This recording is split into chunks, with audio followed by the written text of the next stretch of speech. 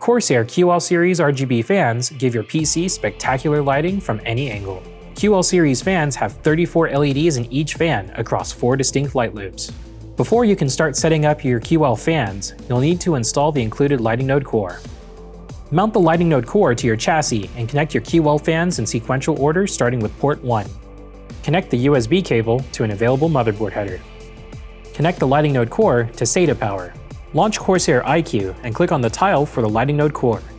Click on Lighting Setup and select the fan type and number of fans using the drop-down menu.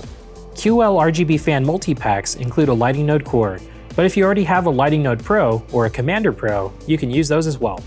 Now we can start customizing the lighting of our QL fans. Click the plus button to add a lighting layer and select a lighting effect using the drop-down menu. The preview window shows both the front and rear of each QL RGB fan on that channel. This allows for even more customization possibilities with multiple lighting effects playing on different sides of a single fan. QL RGB fans add another dimension of lighting to your system. For more information about QL fans or our other RGB case fans, go check them out at Corsair.com. Thanks for watching.